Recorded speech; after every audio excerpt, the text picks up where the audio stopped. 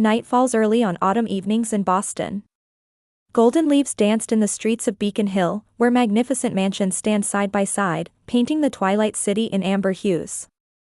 In one corner of this upscale neighborhood towered the stately Welford family mansion. Melissa White parked her car in front of the house and took a deep breath. This home held memories of her childhood, yet now she felt like a visitor.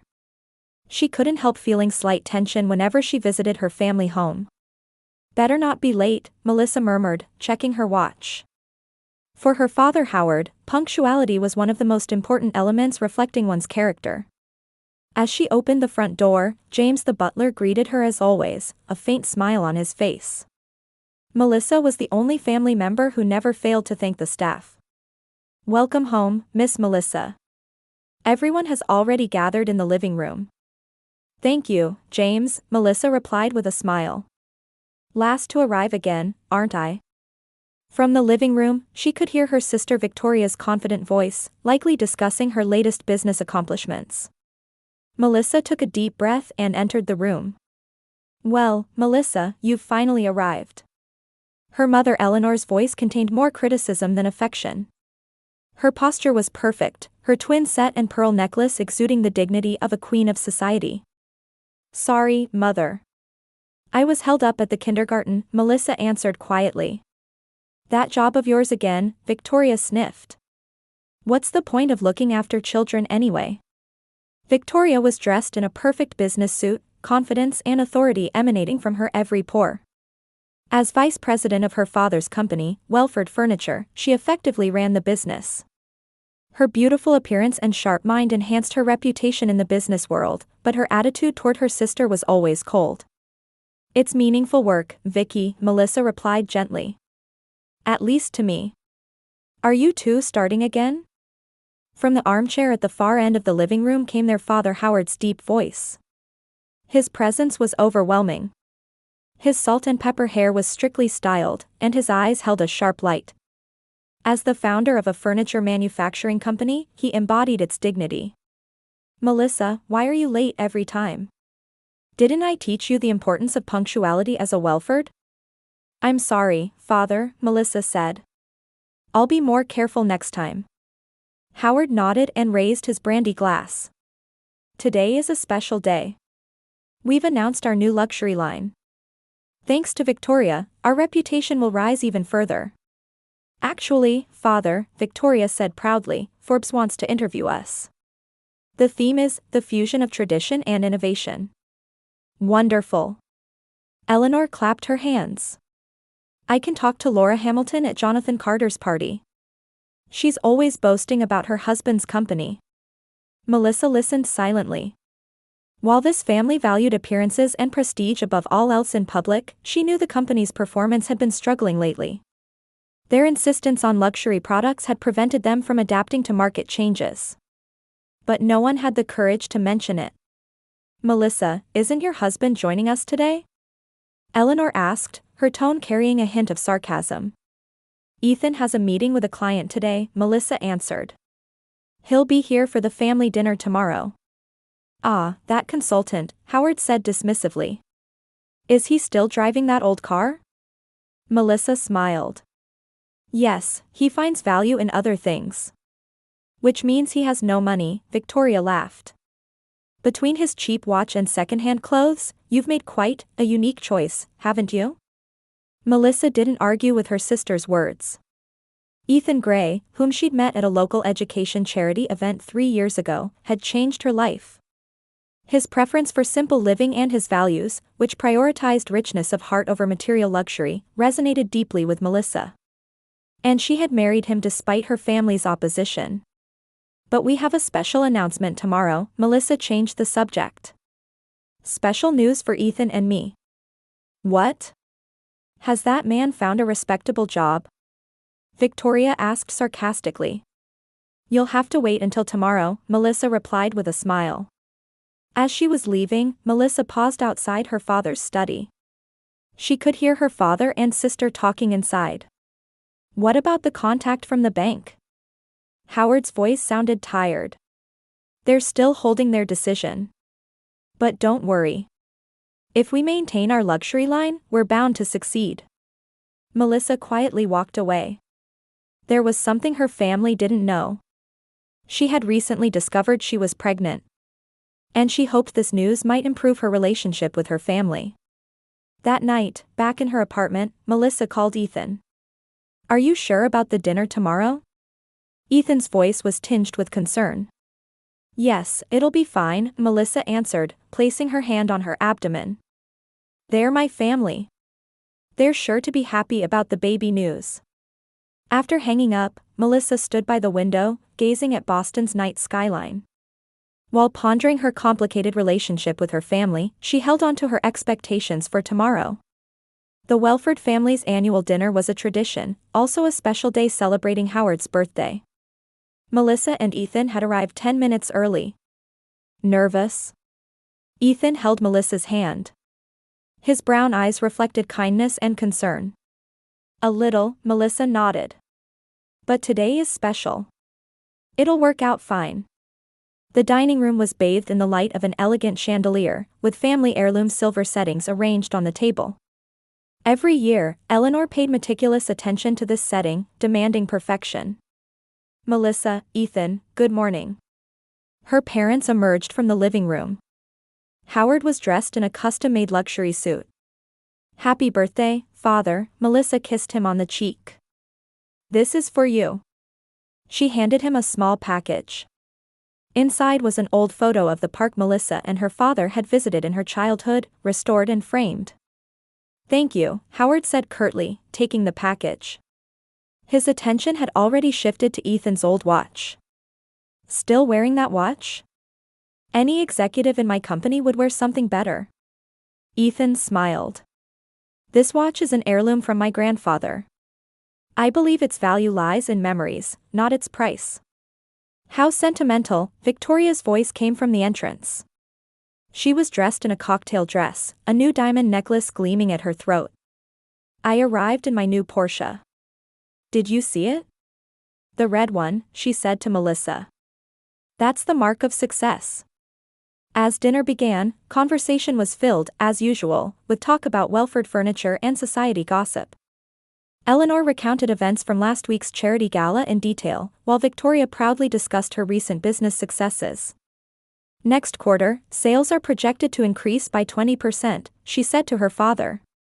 "Thanks to my new luxury line, the Elegance Collection." Howard nodded with satisfaction, but Melissa could see fatigue and anxiety in his eyes. As the meal progressed, Melissa was calculating the timing for her announcement. When dessert was served, she took Ethan's hand and gathered her courage to speak. "Everyone, Ethan and I have a special announcement." Conversation around the table stopped, and all eyes turned to Melissa. "We're having a baby," Melissa smiled happily. "I'm just entering my 3rd month." "Father, you're going to be a grandfather for the first time." A moment of silence dominated the dining room. Melissa had expected to see joyful expressions from her family, but what she saw was a dark cloud spreading across her father's face. "Now." Howard's voice was cold. "At a time like this? That man's child." Melissa felt her heart freeze. "What do you mean?" "You know what I mean," Howard stood up. "The company is at a crossroads. Our social standing, reputation, everything is at stake." "I'm not talking about the company," Melissa said, her voice trembling. "I'm talking about our family. Your first grandchild. A child with that upstart, part of our family?" Victoria scoffed. "I'm busy saving the company right now. I don't have time to babysit." Eleanor placed a hand on her chest, her expression grave. "A child with that man? What will I tell our acquaintances?" Martha Hamilton was boasting that her grandchild got into an elite university. Melissa was stunned. This was her family's reaction. Not joy or blessing, but criticism and rejection. "This child is your grandchild. Family who shares your blood." "Welford blood mixed with that man's," Howard said coldly. Ethan quietly stood up and placed a hand on Melissa's shoulder. "Melissa just wanted to share happy news. Why are you treating her this way?" Shut up, Howard said, his voice filled with anger. I can't imagine someone as poor as you raising my grandchild. Can you imagine what environment they'll grow up in? What will happen to our social standing? Father, please, Melissa said, holding back tears. I know about the company's difficulties. Maybe Ethan could help. Difficulties? Howard's face flushed. Who said that? I have ears, Melissa answered quietly. I know the bank refused your loan, that the new line isn't selling as well as expected. I know everything. A spy. Victoria said angrily. Did you tell that man about our family problems? Ethan is a business consultant. He might be able to help. We don't need charity, Howard slammed the table. The Welfords have overcome difficulties on their own for generations. We don't need your husband. Melissa squeezed Ethan's hand tightly. Her heart was filled with shattering pain. We're leaving, Ethan said quietly. Stress isn't good for Melissa and the baby. Running away? Victoria sneered. Typical for a poor man. Eleanor remained silent, simply staring at a stain on the tablecloth. Her silence was the most painful rejection for Melissa. Let's go home, Ethan whispered in Melissa's ear. As they stood up, Howard threw his final words. This is the path you chose, Melissa. That man, that child, and a poor life. Don't regret it. Melissa turned and looked at her family. True wealth isn't in bank balances or social status. It's in love and compassion. Perhaps you're the ones who are poor if you can't understand that.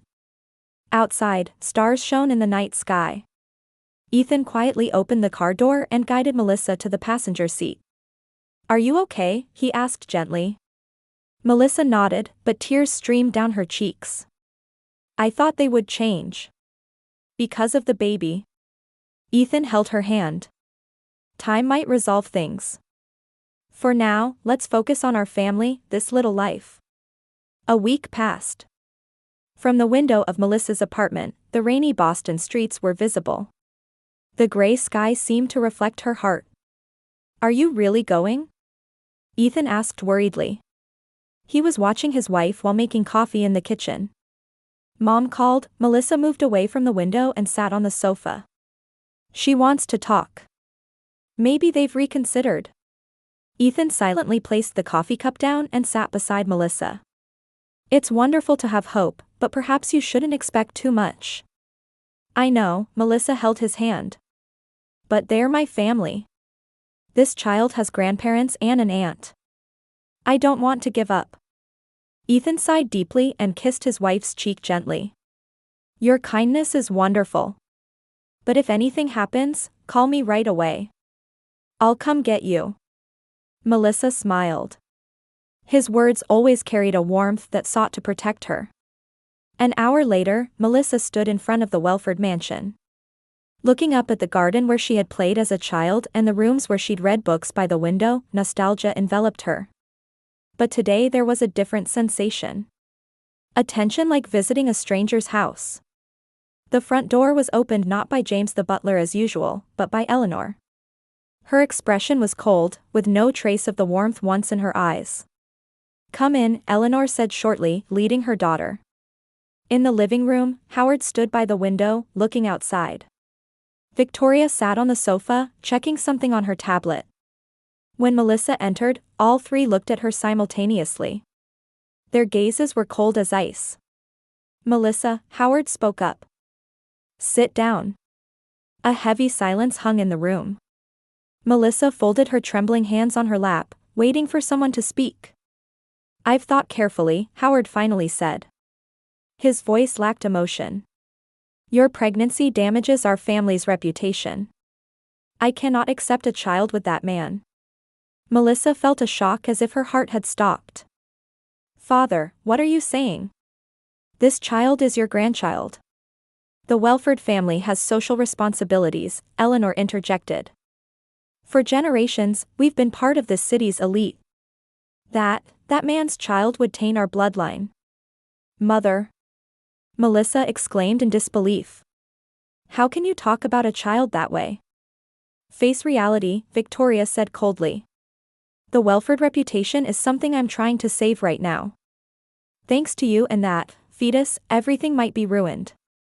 Melissa stood up. Her body was shaking with anger and sadness. This child is a Welford, a being deserving of love. Ethan will make a wonderful father. His background and wealth don't matter. Don't matter. Howard suddenly exploded. Everything matters. Name, family background, wealth, social status. Without them, a person is nothing. That's not true, Father, Melissa said quietly but firmly. Love and compassion define a person. Love? Howard sneered. It's because you believe in such illusions that you always fail. I haven't failed, Melissa stiffened. I have a happy marriage, meaningful work, and a child on the way. Is that failure? The atmosphere in the room changed. Howard's face twisted with anger, and he was about to say something when Victoria stood up and grabbed her father's arm. Tell her, Father, her voice contained cruel joy. Tell her what we've decided. Howard fixed his gaze on Melissa and opened his mouth. I don't want to see your child. Get out now. Melissa was speechless. What? Didn't you hear? Howard started walking toward the hallway. You are no longer a daughter of this house. I don't recognize you or that man's child. Melissa followed her father. Father, you can't be serious? I am your daughter. In the corner of the hallway, Melissa's old bag had been placed. It contained childhood mementos of photos, diaries, a small doll. Howard picked it up and headed for the entrance. This is your luggage. The rest has been discarded. Saying this, he threw the bag onto the doorstep, as if disposing of trash. Father. Melissa cried. Why are you doing this? Don't make me say it, Howard said quietly, but with terrible hatred. Someone like you has no right to bear our family name. Melissa looked at her mother. Eleanor lowered her eyes, remaining silent. That silence more eloquently than 1,000 words told of her mother's choice. Mother. Melissa's voice trembled. You too. Victoria chuckled and stood in Melissa's way. A child from a failure like you is just garbage. Malice dwelled in her eyes. Always second best, always insignificant. Whatever you produce has no value. Hot tears streamed down Melissa's cheeks. In disbelief, she stared at her family. We're family, why? Family. Howard sneered. You betrayed the family when you chose that man. Melissa placed her hand on her abdomen, standing as if to protect the life within. I only chose someone I love. Is that betrayal? Get out now, Howard declared. Don't ever show your face again. Melissa staggered toward the entrance and picked up her bag. Turning back in tears, she said finally, the day will come when you'll regret this. All of you. She got into her car and inserted the key with tear-blurred eyes. Her hands shook, making it difficult to start the engine. At that moment, a small voice whispered within her, with all this, you still don't really know whose child I'm carrying. For a moment, she considered leaving Ethan's business card on Howard's desk. He wasn't just a consultant but a successful investor and owner of multiple companies. But Melissa discarded the idea. They weren't worth knowing the truth. They couldn't judge with their hearts. As she pulled the car onto the street, her phone rang. It was Ethan. How did it go? His voice was warm and full of concern. Melissa laughed through her tears. It was terrible. It's not my home anymore. I've been thrown out. Come home right now, Ethan's voice was strong and unwavering. I'm waiting for you and the baby. Your real family. With those words, Melissa realized for the first time what true family meant. Not blood ties, but love and acceptance. It was right in front of her. Thank you, she whispered. I'll be right home. The car drove through the twilight city, and Melissa quietly vowed in her heart. Through this pain, she would teach her child the meaning of true family. And she would never become the kind of adult her parents were. 3 months after her banishment, on a winter morning, Melissa woke up in a modest but warm home in the Boston suburbs. Outside the window, snow was falling quietly, coloring the garden trees white. She slowly sat up and placed her hand on her swollen belly. "Good morning, little one," she whispered with a smile. From the next room came Ethan's voice. He was talking to someone on the phone. Business talk, Melissa thought. She had noticed her husband getting up earlier than usual to work. Heading to the kitchen, she found breakfast and a note Ethan had prepared on the counter. "In my office. I'll join you for breakfast after my meeting. With love." Melissa smiled and looked toward her husband's office while making coffee. The door was closed, but quiet conversation could be heard from inside. She turned on the TV and tuned into the morning news. In business news this morning, Boston's long-established furniture maker, Welford Furniture, has been officially sold. The buyer is a mysterious investment group, Gray Investment. The company has indicated plans to revitalize the management system while maintaining the corporate name. Melissa nearly dropped her coffee cup in surprise. Welford Furniture had been sold? How were her father and sister doing? The company had been their entire lives. Just then, her phone rang. Looking at the screen, she saw Victoria's name displayed. Melissa hesitated. The wounds from 3 months ago hadn't yet healed. But perhaps something important had happened. She took a deep breath and answered the phone. "Melissa," Victoria's voice had lost its former arrogance. "Do you have time to talk?" "What is it?" Melissa's voice was cold. "I want to talk in person," Victoria said, almost pleadingly. "Please. It's important." "Why should I meet with you?" Melissa asked quietly. "You called me a failure and my child garbage. Remember?" On the other end of the phone, Victoria could be heard drawing a sharp breath. "Melissa, I'm truly sorry. I was confused then. My head was full of company matters." "Is that your reason for apologizing?" "No," Victoria answered quickly. "It's no excuse. Just, did you know the company was sold?" "I just saw it on the news. I want to meet the new owners. I want to know who they are." Victoria's voice was filled with urgency. "I want to meet your husband." Melissa frowned. "Ethan? Why? He's a business consultant, right? He might know through his connections how to meet the founder of Gray Investment." Melissa was silent. Something was odd. Victoria suddenly wanting to meet Ethan. "Please, Melissa," Victoria's voice had now completely turned to pleading. "The company has been saved. But our positions are unstable. If we could meet the new owner, father's and my positions might be guaranteed." "Where shall we meet?" Melissa finally asked. "How about lunch at Louise's?" "At noon." When Melissa hung up, Ethan emerged from his office. Seeing his wife's expression, he immediately realized something had happened. "What's wrong?" he asked worriedly. Melissa explained the phone conversation. Ethan listened quietly, wearing a thoughtful expression. "Why not meet her?" he said gently. "Your sister might have her reasons. But that day. It doesn't mean forgiveness." Ethan took her hand. "Just that listening is important, I think." There was a light in his eyes suggesting he was planning something. Melissa noticed but didn't ask for details. At noon, Melissa was waiting for her sister at Louise's restaurant. Victoria appeared without her usual haughty attitude, obviously tense. "Thank you for coming," she said as she sat down. "Honestly, I thought you would refuse." "What did you want to talk about?" Melissa asked directly. "First, let me apologize," Victoria said with a serious expression. "Everything I said and did that day was wrong. My vision was clouded by pride and fear." Melissa silently stared at her sister. She had never seen Victoria so humble. "The company has been acquired," Victoria continued, "by a company called Gray Investment. They offered surprisingly generous terms. They promised to cancel all of father's debts and protect the brand name and employees." "That's good, isn't it?"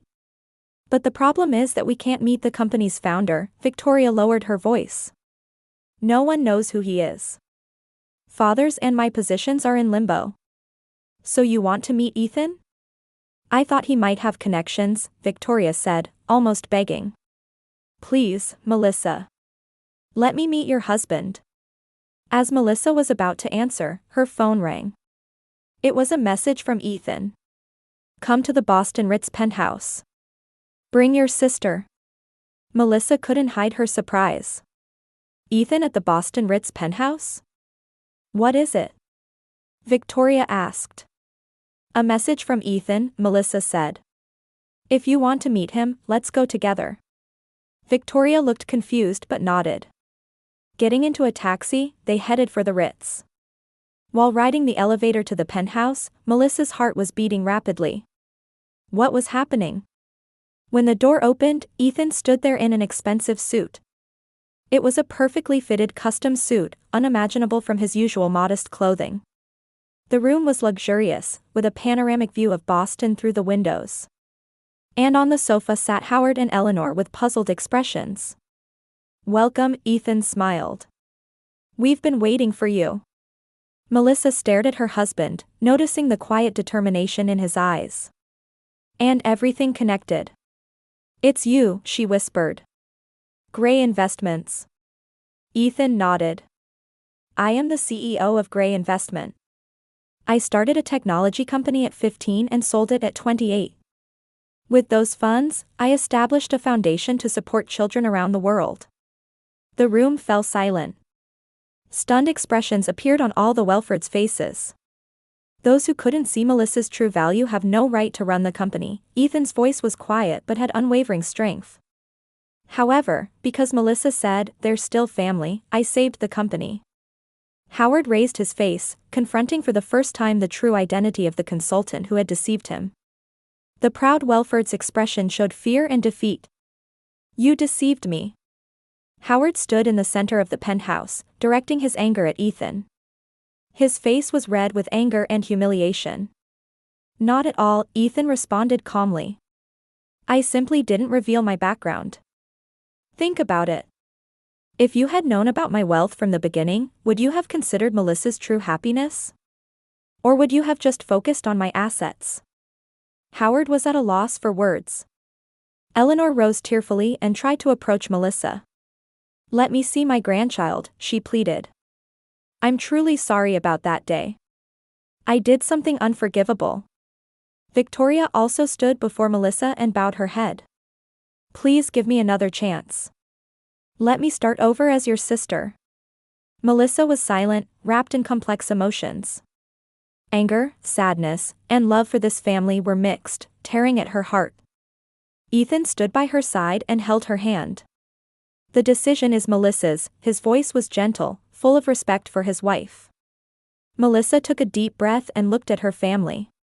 True family finds your value and loves you unconditionally. It's a bond formed by hearts, not money or status. She placed her hand on her abdomen, standing as if to protect the baby that was coming. I can't forgive immediately, but this child has the right to know their grandparents and aunt. Over time, we might be able to build a new relationship. But that requires honesty and respect. Howard looked at his daughter for the first time with eyes that seemed to recognize her strength. 5 years later, laughter echoed in a garden in the Boston suburbs. 4-year-old Emma was planting flowers with Howard. The once arrogant man now had a gentle expression as he taught his granddaughter how to handle soil. Grandpa, what color will this flower be? Purple, Emma, Howard smiled. Your mother's favorite color. Howard now humbly offered advice as an honorary advisor to Welford Furniture, which had been rebuilt as an employee-owned company. His arrogance had disappeared, replaced by a passion for charitable activities. On the terrace, Eleanor was having tea with Melissa while holding her newborn grandson. She was ashamed of her former life of pretense and now valued time with her grandchildren above all else. In the backyard, Victoria was showing Ethan new designs for her own furniture line brand. She had learned humility and was achieving success with her own talent. Melissa and Ethan continued to live a modest but love-filled life. They co-managed a huge foundation, providing educational opportunities to children worldwide. At the Christmas dinner table, where the entire Welford family gathered, Emma innocently asked, "Mommy, what's a real family?" Melissa hugged her daughter and, looking around at everyone in the room, answered, "Not money or blood ties. Respecting each other, supporting one another in hard times, and above all, loving each other. That's a real family." Ethan's eyes met his wife's, exchanging quiet understanding and deep love. Outside the window, snow began to fall quietly, announcing the arrival of a new season.